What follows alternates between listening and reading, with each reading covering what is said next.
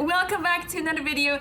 Today we're going to talk about round 5 of Sharjah Challengers. I just finished my game and I faced woman FIDE master Nilufarkhon Imomkuzieva from Uzbekistan. She's a young, talented player. I believe she's 14 years old and yeah, I was excited to play her. She started with the move e4 and I was expecting this, and for the longest time I was debating, do I still play the French? I wasn't entirely sure, and after long thought I thought, okay, I feel like I should be more confident about my openings and I'm just going to play the French.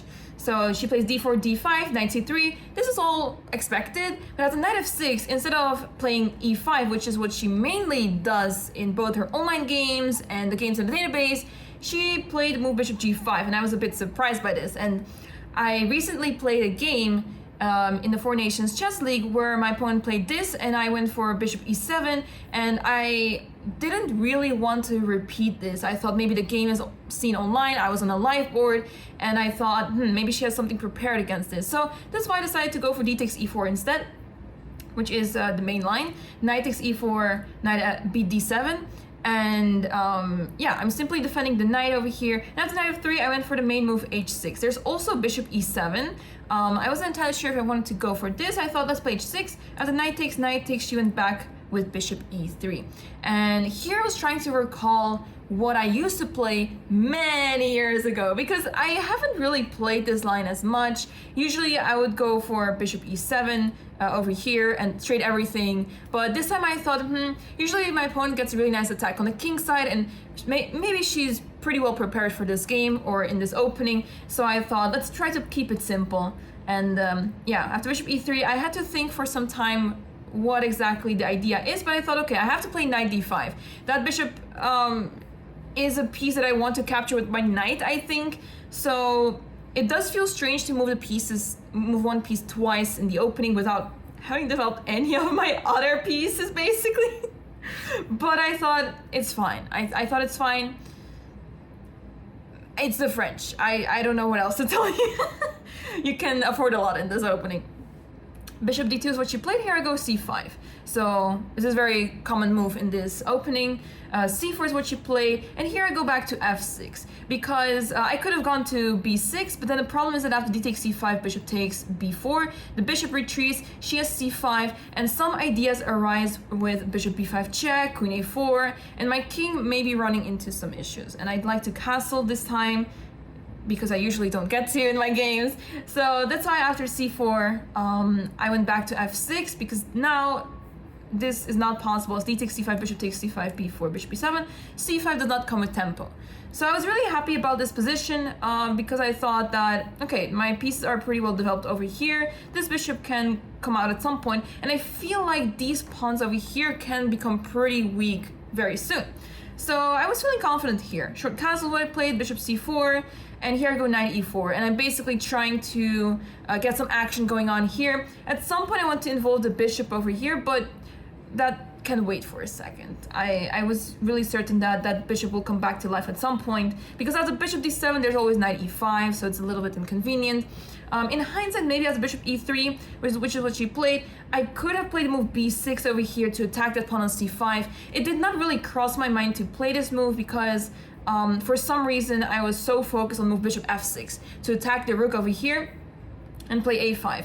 I think intuitively I didn't consider b6 because, well, first of all, bishop f6 is what I was looking for, and also at the same time after b6, maybe there's some c6 move, and then b5 comes after that. And it did cross my mind like once that I could play this move, but after c6, b5, I pretty much gave up on this. But of course in this position there's no c6 because the pawn drops on b4 with check.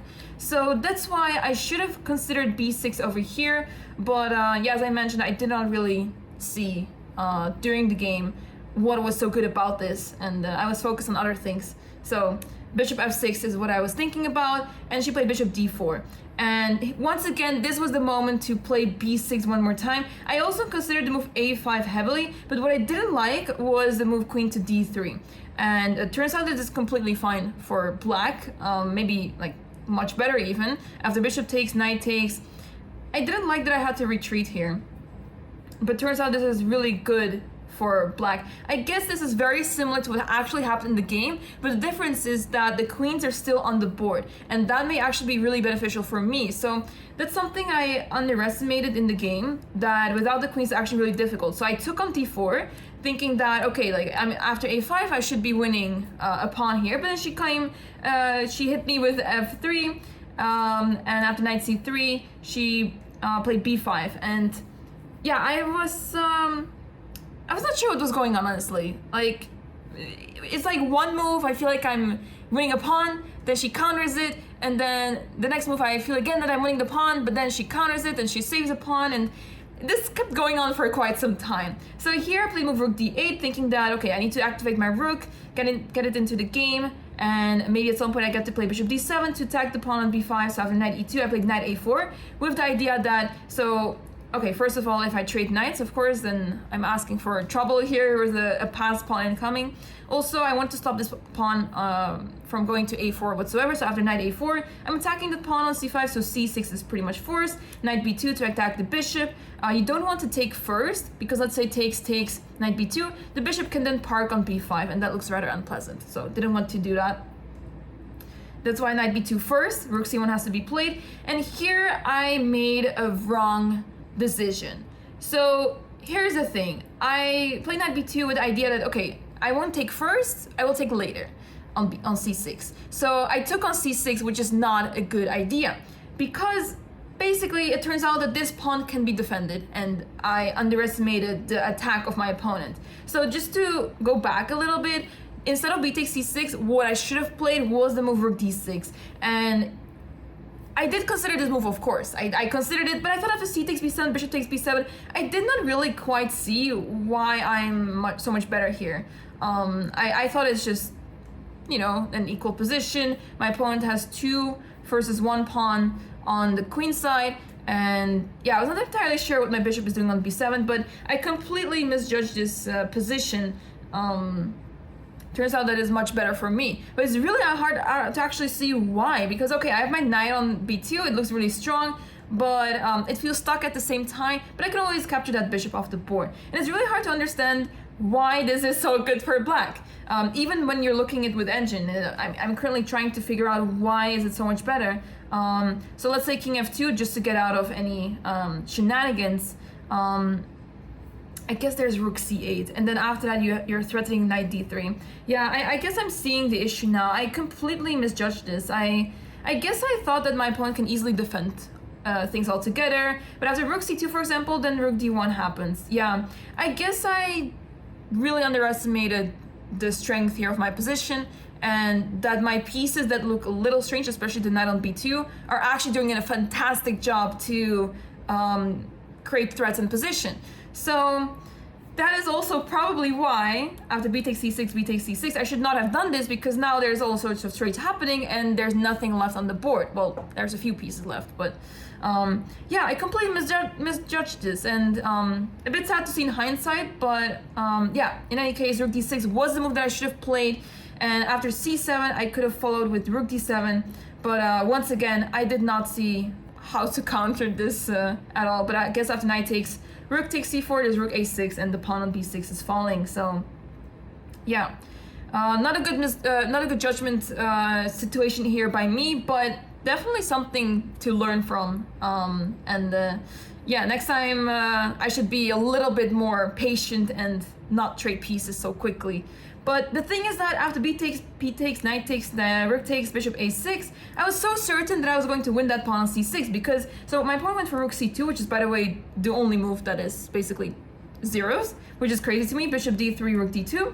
And here I went for rook c8, king f2, which is also, by the way, the only move to defend. I completely missed this move, that after king f2, she's basically threatening to play rook d1. So if I take the pawn, rook d1, and I'm losing the piece, because after rook d6, knight f4, and the bishop is pinned and simply lost. So I was really shocked by the amount of tactics that were available to her in a position, and it almost made me feel like I may actually lose this game if I'm not careful. Because if I cannot win the pawn, I'm facing this passed pawn, which is really close to promoting. So bishop b5 is what I played, rook takes, c7, rook c8, all fours basically, rook c1, and here I went for bishop d7. And here I was feeling really confident. I I was walking around the playing hall thinking, okay, like my king is coming to d6. What can possibly go wrong? Because my bishop is dominating this knight all over these light squares. There's no way my opponent can make something happen here. But then, knight d4.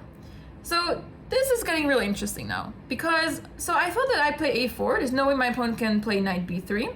But then it hit me, she has knight c6.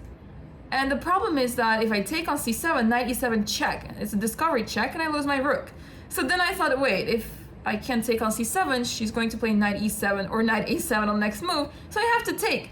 And if I have to take the knight off the board, that means that this is maximum a draw for me. I cannot win this game whatsoever. So I was completely shocked that after knight d4, I have to play king f8.